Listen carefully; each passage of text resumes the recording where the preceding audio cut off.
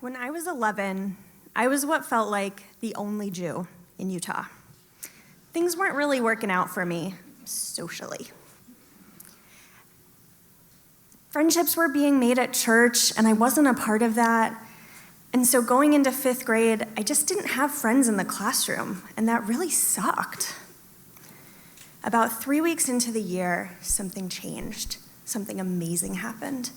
Mrs. L., my teacher, introduced us to the class pet, Olina.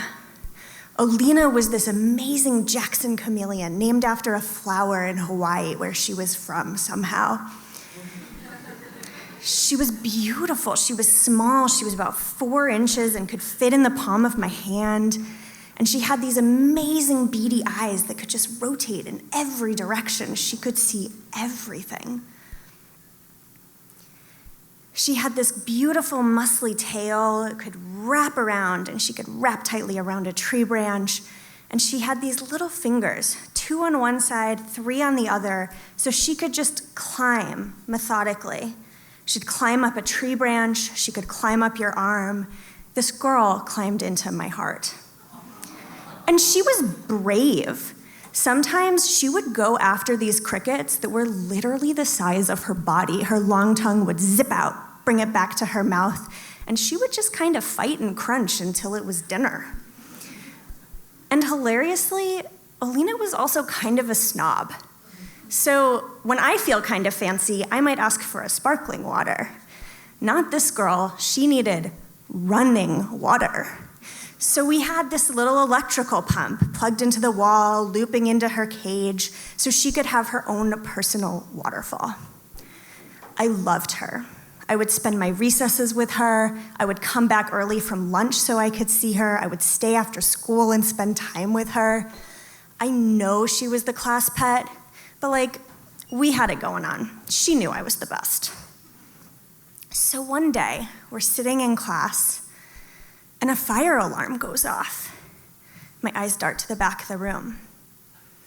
My teacher announces, "Okay, everyone, put your things down, grab your coats, please go get in line single file by the door. We're gonna go outside." And I think, do I get Olina? I start moving to the back of the room. My teacher sees me and says, "No, Eva, just get in line with everybody else. We're gonna go outside." But I'm not letting my best friend go down in a fiery inferno, so I wait till she's not looking. I run to the back of the room. I put Olina on my arm. I throw my coat over her, and I get in line. Because let's be clear, I am a hero.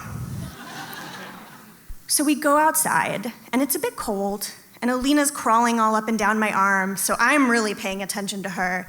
And then my classmates start paying attention to her, and this student attention turns into adult attention. And a janitor comes over, sees what's going on, and he rips her off my arm. "You aren't supposed to bring that outside." And he starts marching back towards the school building. I panic. I'm rooted to the spot. What is he doing? Isn't the building on fire? Hello?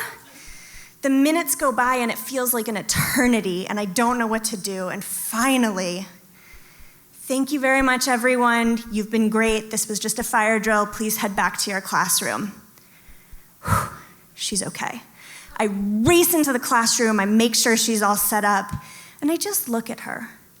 "Olina, you and I, we gotta look out for each other." And this thought really nestles inside me because I don't know what's gonna happen to her when I leave 5th grade. I'm obviously the best caretaker here. And thankfully, Mrs. L noticed that. And so one day during recess, everyone else is outside, I am inside with the chameleon. She comes over and she sits down. "Eva, I'm gonna be traveling this whole summer. Can you ask your parents if your family can take Olina?"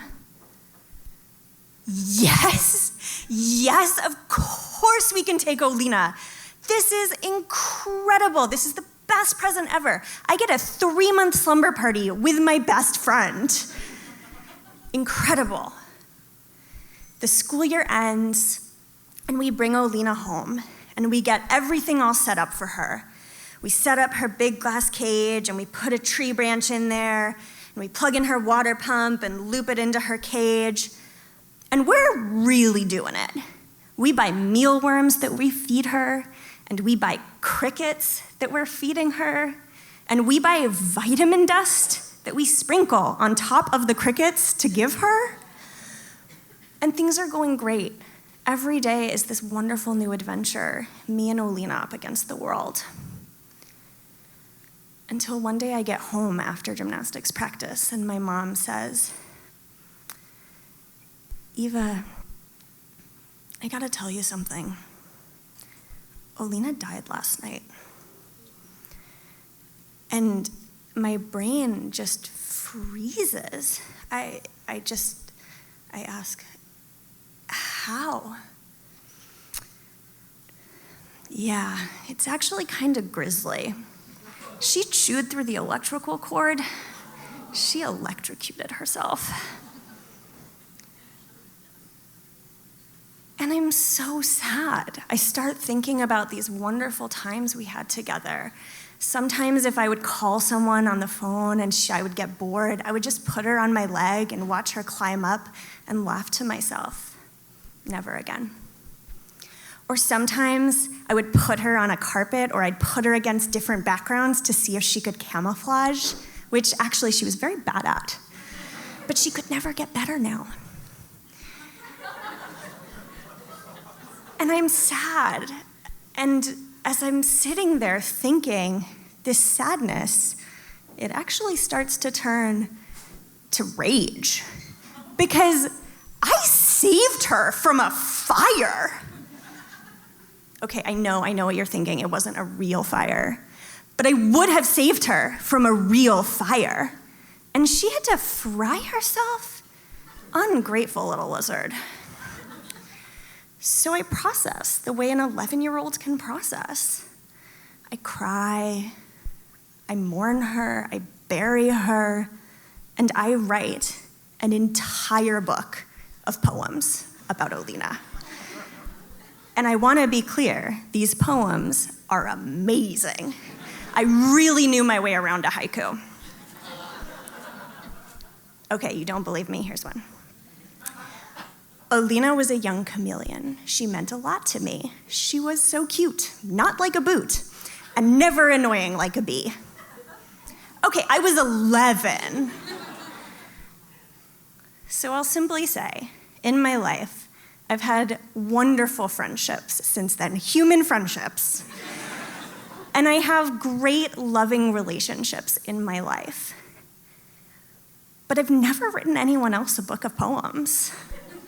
Thank you.